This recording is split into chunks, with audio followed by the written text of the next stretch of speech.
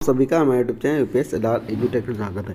जैसा कि सबको पता है कि जो है स्कूल रेडीनेस के जो प्रशिक्षण है वो लगभग सभी ब्लॉकों या फिर ज़िलों में पूरे होने को करीब हैं, और जहां नहीं हुए वहां कुछ दिनों में होने वाले हैं। तो उससे संबंधित कुछ चीज़ें हैं और कुछ मुझे मिला है डाटा, तो मैं सोच रहा हूँ कि जो हमसे जुड़े हुए हैं उनके साथ शेयर कर लेता हूँ कि विद्यालय पूर्व से तैयारी क्या है। विद्यालय पूर्व से तैयारी क्या है? विद्यालय पूर्व की तैयारी का अर्थ है बच्चों को विद्यालय में मिलने वाले अनुभवों और शिक्षा के लाभ उठाने के लिए तैयार करना। इसके 3 मुख्य भाग हैं। आइए इन्हें समझने के लिए जो है नीचे दिए गए चित्र को देखिए भाई साहब, धैर्य से वीडियो देखिएगा। अगर आपने प्रशिक्षण नहीं किया है तो भी और किया है तो भी, क्योंकि आपके काम यही आने वाला है। बच्चे विद्यालय के लिए तैयार हैं, ठीक। विद्यालय बच्चों के लिए तैयार है, ठीक है, और अभिभावक तैयार है। इस तरह से बच्चे तैयार हैं, विद्यालय तैयार है और अभिभावक भी तैयार है। विद्यालय पूर्व की तैयारी बच्चों के साथ साथ अभिभावकों विद्यालयों को भी शामिल करती है, जिसके अंतर्गत बच्चे सीखने के परिवेश में सहज समन्वय बनाते हैं जो सभी क्षेत्रों को प्रभावित करते हैं। आइए इन आयामों को विस्तार से समझते हैं। नंबर 1 बात, विद्यालय तैयार है। बच्चे विद्यालय के लिए तैयार हैं। शारीरिक स्वास्थ्य, संतुलन, पोषण, नियमित टीकाकरण, बड़ी और छोटी मांसपेशियों का विकास इत्यादि। सामाजिक और भावनात्मक कौशलों का विकास, दिनचर्या और नियम का पालन करना, सीखने की उत्सुकता, प्रयोग करने की इच्छा, अपनी ज़रूरतों को बोल पाना, स्वीकार कर पाना, दोस्ती व समूह में खेलना इत्यादि। प्रारंभिक साक्षरता, गणित, अंक ज्ञान, सामान्य अवधारणाएं, ध्वनि और स्वर संबंधी जागरूकता, छपी हुई सामग्री के प्रति जागरूकता, शब्दावली और मौखिक भाषा, प्रारंभिक पठन पाठन और लेखन, अक्षर और ध्वनि समन्वय, अंक ज्ञान, समय की धारणा को समझना, परिमापों की धारणाओं को समझ पाना इत्यादि। दूसरी, विद्यालय बच्चों के लिए तैयार है। बच्चे सभी विकास क्षेत्रों में वृद्धि के लिए उपयुक्त परिवेश उपलब्ध है। बच्चों को उनके लिए गति के अनुसार सीखने सिखाने की प्रक्रिया में शामिल करने के लिए तैयार है। आंगनबाड़ी और कक्षा 1 के बीच समन्वय को सहज बनाने के लिए तैयारी है, ठीक है। अभिभावक तैयार है। बच्चों को उचित समय में विद्यालय में दाखिला करते हैं। बच्चों के लिए घर पर ऐसा परिवेश तैयार करते हैं जिससे विद्यालय के साथ समन्वय बैठने में आसानी होती है। विद्यालय के सीखने सिखाने की प्रक्रिया को बढ़ावा देते हुए घर पर उनसे चर्चा करते हैं, उन्हें कहानियाँ सुनाते हैं, उनके साथ भावगीत में भाग लेते हैं तथा उनके साथ खेलते हैं, ठीक है दोस्तों। अब आगे, प्रारंभिक साक्षरता और भाषा कौशल। भाषा और साक्षरता के कौशल के विकास में रोजमर्रा के कार्यों जैसे गीत गाने, कहानियाँ सुनना, पुस्तकों को साझा करने तथा एक दूसरे से बात करने के माध्यम से शुरू होता है।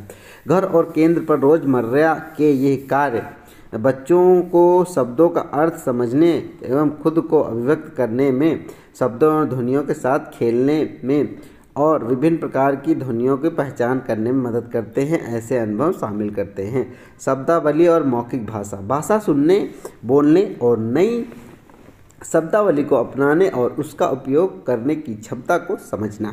उदाहरण के लिए भावनात्मक अनुभवों और घटनाओं के बारे में बात करना, शब्द दीवार बनाना, बातचीत के अवसर इत्यादि। छपी हुई सामग्री के प्रति जागरूकता, अक्षरों, शब्दों, चित्रों और छपे हुए टेक्स्ट के कार्यों एवं मौखिक भाषा से उनके संबंधों को समझना। उदाहरण के लिए घरेलू वस्तुओं को रैपर दिखाना और कहानी की किताबें पढ़ना आदि। पढ़ने का नाटक करना, पुस्तक संभालना या समझना कि पुस्तक क्या है, इसका उपयोग कैसे किया जाना है या इसे कैसे पढ़ना है, चित्रों के माध्यम से पढ़ना है, उंगलियों को बाएं से दाएं की ओर ले जाना है और सिलसिलेवार ढंग से आगे बढ़ाने के लिए पृष्ठों को पलटना इत्यादि। लेखन का नाटक करना, घसीटना, अक्षरों को बेहतर की मेल से बनी कड़ियाँ, सुनने के आधार पर बच्चों के द्वारा शब्दों का स्पेलिंग, वर्तनी की रचना और इससे मतलब जानना।